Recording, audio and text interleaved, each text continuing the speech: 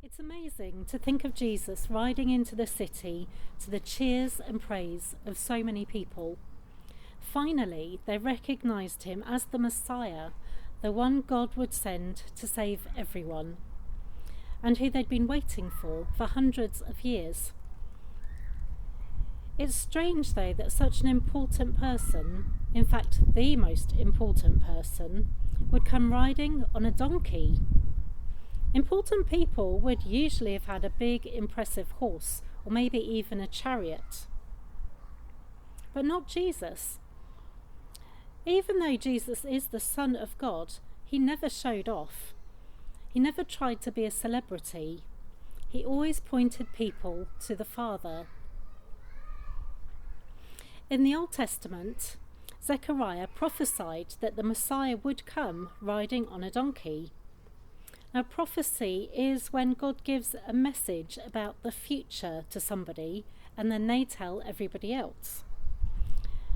And it really helps us to believe that Jesus really is the Messiah when we read the prophecies about him.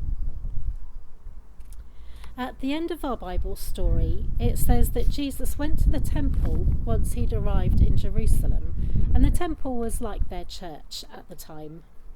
But because it was already getting late, he went with his disciples, his closest friends, to Bethany.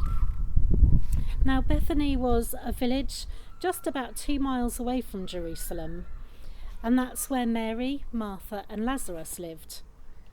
And it's thought that Jesus stayed there with his good friends. He wouldn't have had much money, and even if he did, I don't think he would have chosen to stay in a posh hotel. It's just a small detail in the story, but I love it because it shows how important his friends were to Jesus. Jesus is all about relationships, not fame. People are so important to him.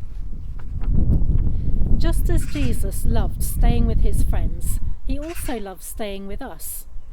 He's happy to be our friend.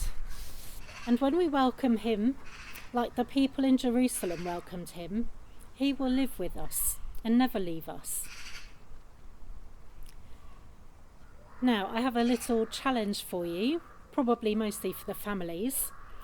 You could try and recreate that Bible story at home with people. You could act it out, or maybe you could do it with some toys. If you do decide to act it out, choose somebody really strong to be the donkey.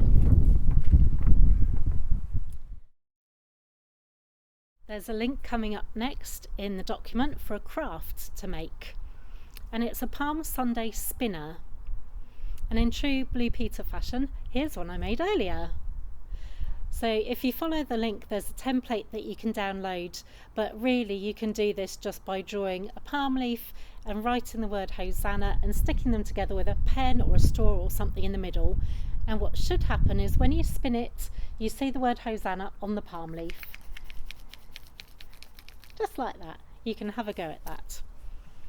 And you will also find a link to our next song, Make Way, Make Way.